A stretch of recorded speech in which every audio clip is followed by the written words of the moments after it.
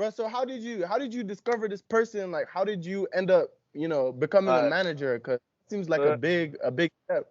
yeah, like I don't wanna make it sound like I'm a big manager making a living off it and all that. That's not the case. It's the early stages still. But yeah, not to take away from the fact that I do manage, but it relates to the label and the events. Like everything leads to something, at the end of the Mm. day. So with the I, label, we did our own events and we had beat makers on the label, so they would do beat sets, like just kind of like a Dilla or something like that. Mm. So we started getting booked as well for some events, and then it was one night at the Western. It's a pub in Brighton. Big ups QM Records. Work very closely with them. Sick label over here.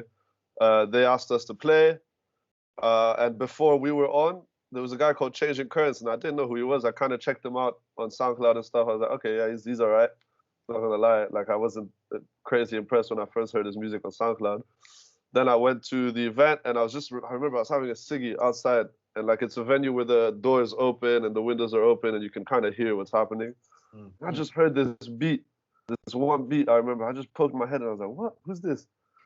And it was him, and I was like, "Bro, that's crazy." And then I just kept listening, and he just kept dropping tunes that like mm, stuff that I had never heard in Brighton, like the selection stuff, kind of man, kind of like K Tronada style, Mr. Carmack, like that kind of vibe. mm-hmm, And I was really impressed, and he looked young as well. So I was like, okay, let me chat to him after. Went up to him. I was just like, how old are you? Like, how long have you been doing this? Like, you have a lot of potential, Like, what else do you do? Do you do events? And I realized quickly that he loved making music, but I think he didn't really understand the business of it, and he didn't really know that he could make a living. And I don't think many people. He wasn't really promoting himself too much on the gram, like.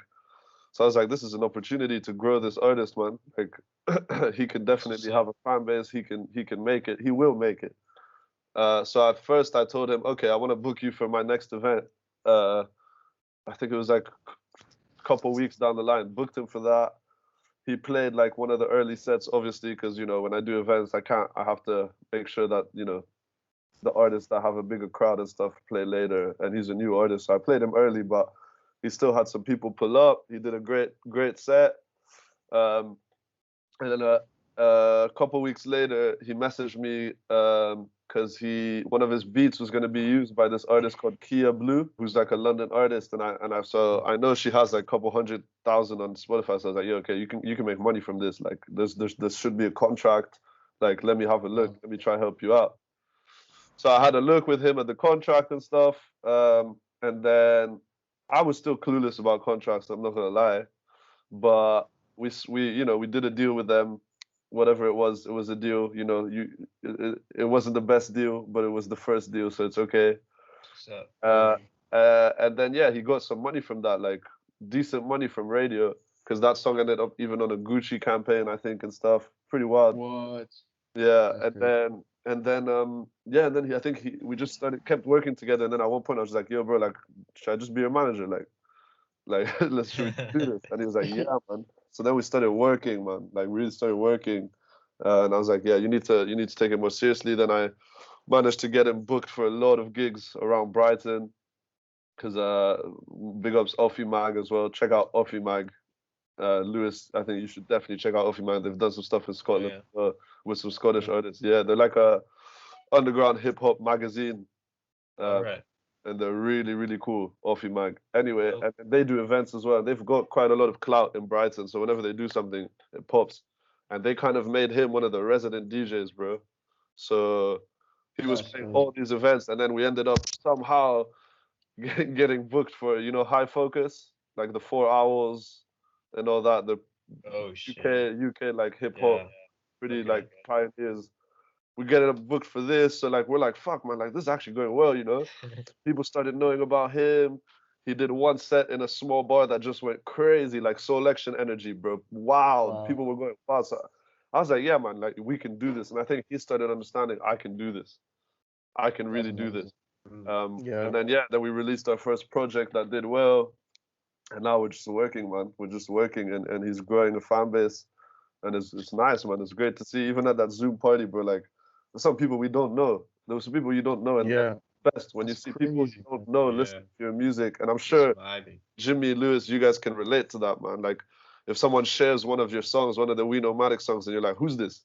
You know, and you're like, Yeah, that's fucking man. dope, man. Like, Yeah. this person, Yeah. they like it, and Yeah. that's when you realize, it's working. Like whatever we're doing is working. Let's keep doing it. Yeah. So that's how I got into it, man. That's dope, man. And like, what I don't know, the idea of like managing, I think is cool because like before you were talking about how, you know, there's a certain joy that you'd like to give to people through music, you know, sharing new music, and now you're doing that. You're forming a career based on that, right? You're making and you're helping someone else as well. So like, you're sharing someone else's music. It's giving you joy. It's giving them joy, and that's a dope thing, man. Honestly, Yeah, man. I respect that a lot. I respect that. Appreciate that, bro. Yeah. Yeah, it's mad to see, bro. Like how far he's come.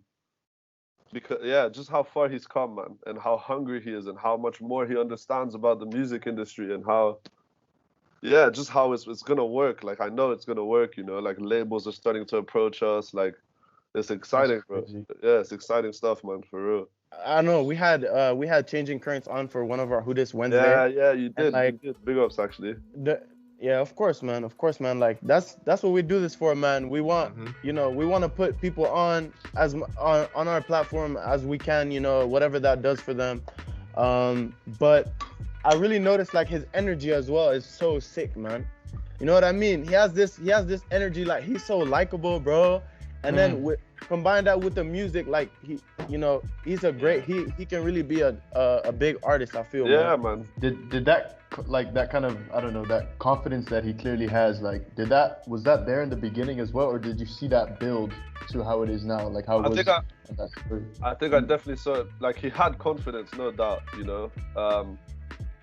And he suffers a bit of anxiety sometimes. So I think that doing gigs and realizing like, oh fuck, like people are vibing to my music or vibing to my DJ set, because it's not necessarily always his music, but people are vibing to me essentially.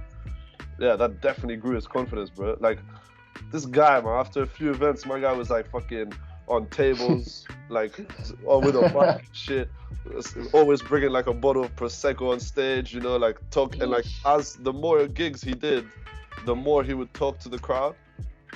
Okay. And then he started realizing, because he's still exploring himself, like he's young, man. He just turned, I want to say 20. What? So he's still young, and he's still trying to fully grasp what he wants to make, what he wants to sell, and it's fine. Like it's totally cool, bro. Like he's discovering himself, and that's what's awesome as well. Because I think a lot of the people that follow him now are watching his growth, his progression. He's damn confident now, dude.